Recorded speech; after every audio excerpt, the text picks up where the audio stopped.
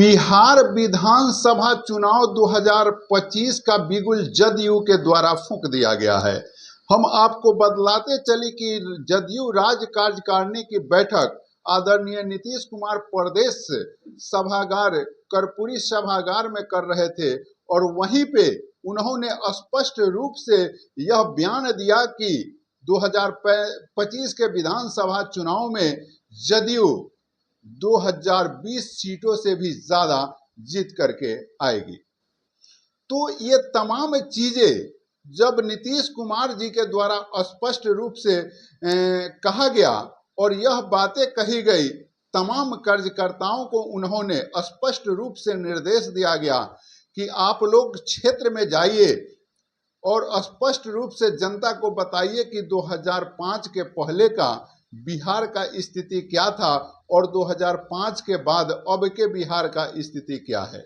दारूबंदी पर भी उन्होंने कुटकटाक्ष किया विपक्षियों पर, तो वहीं लगे हाथ विपक्षियों को यह बात कहते नहीं थके कि विपक्षी केवल बयानबाजी करते हैं, वे काम नहीं करते हैं। हमने अनेकों काम किया है। और लगे हाथ उन्होंने ये भी कहा कि हमने 2 बार विपक्षियों के साथ गया, विरोधियों के साथ गया, लेकिन अब जहां हम हैं एनडीए गठबंधन में वहीं रहेंगे, अब कहीं जाने की कोई भी संभावना नहीं है। उन्होंने लगे हाथ आदरणीय प्रधानमंत्री नरेंद्र मोदी जी को धन्यवाद भी दिया और उन्होंने यह भी कहा कि बिहार को विशेष व्यवस्था के लिए उन्होंने जो सहयोग किया है, विशेष विकास के लिए उन्होंने जो सहयोग किया है, उसके लिए वे धन्यवाद के पात्र हैं। उन्हें मैं धन्यवाद देता हूं। ये तमाम चीजें जदयू के राष्ट्रीय अध्यक्ष एवं बिहार के मुख्यमंत्री नीतीश कुमार के द्वारा जब दिया जाता है तो स्वाभाविक रूप से एक राजनीति परिचर्चाएं बनती है।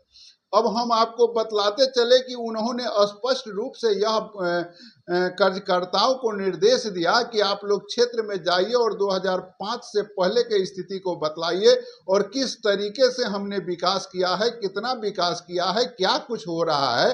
अब यह टॉक्स जो है कार्यकर्ताओं को दिया गया है। तो अब हम आपको बतलाते चलते हैं कि कार्यकर्ता अब बिहार के जनता में जाएं और बिहार के जनता को यह बतलाए कि किस तरीके से भी 2005 के पहले जनता का शासन था प्रजातंत्र में और किस तरीके से अफसरों का शासन जो है 2005 के बाद बिहार में बन गया है। किस तरीके से सरेआम 2005 के पहले अगर चोरी होती थी तो वह छुपे छुपाए होती थी और किस तरीके से 2005 के बाद जो अफसरों के द्वारा सरेआम जनता के पॉकेट को नोचा जा रहा है, वह किस प्रकार से गुंडागर्दी है, किस प्रकार से भ्रष्टाचार है।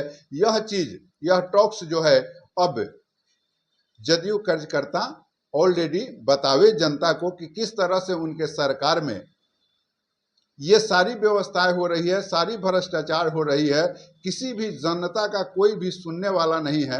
ये तमाम चीजें तो जनता को बताना होगा जदयू कार्यकर्ताओं को।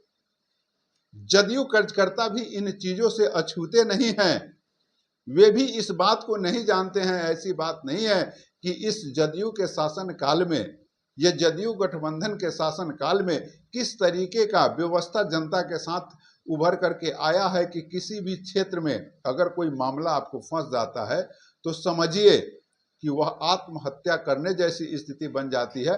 अगर वह परिवार मध्यम वर्ग है, अगर वह परिवार गरीब है, किसी भी जगह पर जाइएगा, बिना पैसा का कोई काम नहीं होना है।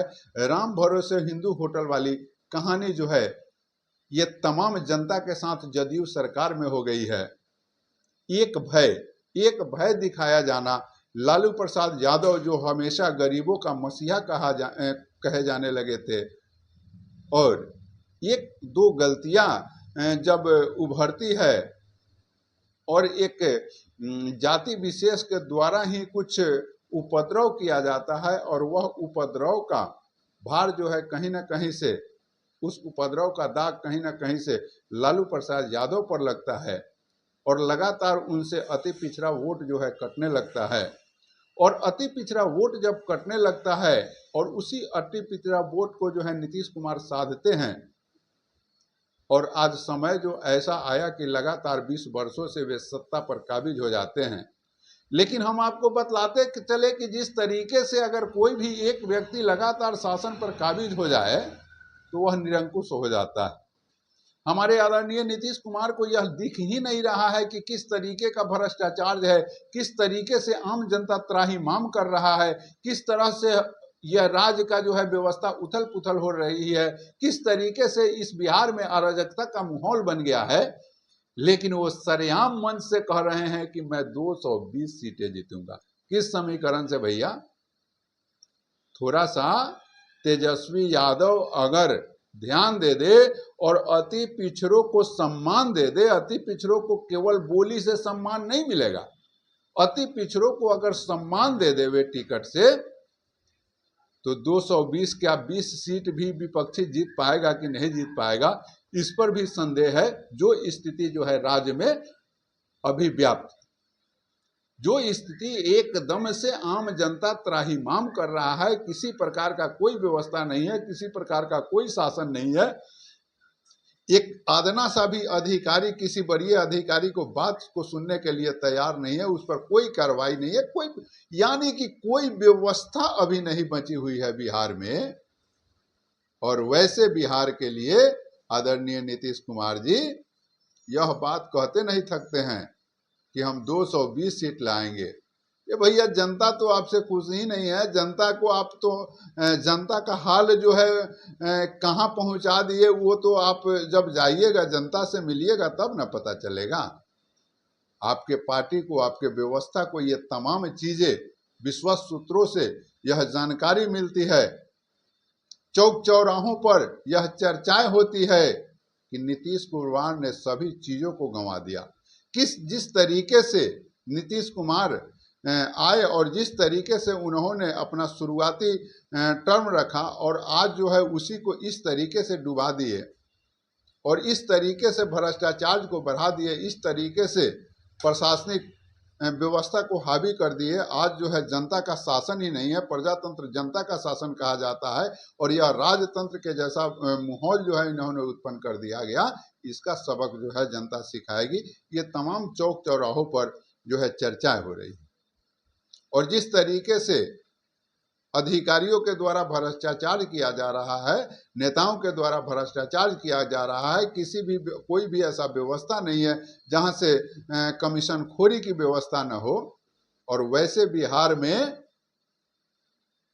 हमारे नीतीश कुमार जी वैसे शासन को न्याय के साथ विकास का शासन कहते नहीं थकते हैं और यह दावा भी करते हैं कि 220 सीट जीतेंगे। अब यह तो आप तमाम बिहारियों के ऊपर निर्भर है कि एक लुटेरे सरकार को लाना है या प्रजातंत्र में प्रजा का शासन लाना है, यह विचार आपको करना है।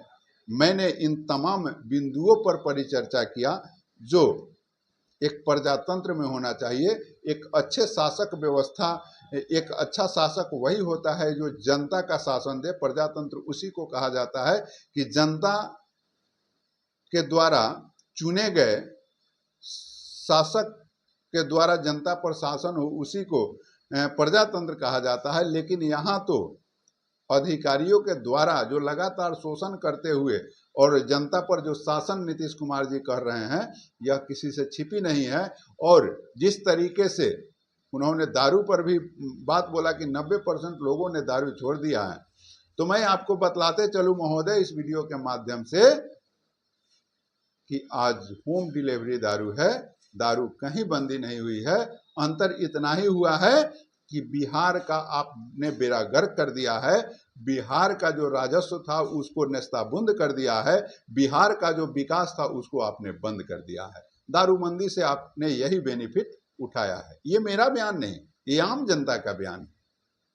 और उस चीज को भी आप ये बढ़ते उम्र का प्रभाव कहे या जो कहे, लेकिन उस चीज को भी आप बहुत ही अच्छे ढंग से लेते हैं जिसमें लाखों गरीबों को जो है शोषण का शिकार होना पड़ता है, जो मजदूरी करके 200-400 रुपया जुगा करके 5,000 10,000 रुपया जुगाते हैं कि किसी काम को करेंगे, और उसको जो है आपका पुलिस पकड़ के सरेआम उस पैसा को नोच लेता है, और उस विकास को और उस शराबबंदी को आप कहते हैं दारूबंदी है, तो ये तो आपकी सोच है, लेकिन आम जनता की ऐसी सोच नहीं है। बाकी तमाम लोगों से निवेदन करना चाहेंगे कि आप अपने प्रतिक्रिया में बताएं कि आखिर यह जो मैं बातें कहा हूं, यह जो बातें निकल करके कहीं से आई है, यह सत्य है या असत्य है, इस पर कमेंट जरूर करिएगा, और सरकार के आंखों को खोलने का प्रयास जरूर करिएगा, क्योंकि ये अंधे बहरे की सरकार की जैसी स्थिति हमारे राज्य में हो गई है, और सरकार के आंखों को खोलना आम जनता का काम है, मीडिया का काम है, और इस चीज को मैं परोसने का प्रयास किया हूं। बाकी अपना प्रतिक्रिया दीजिएगा। जय हिंद।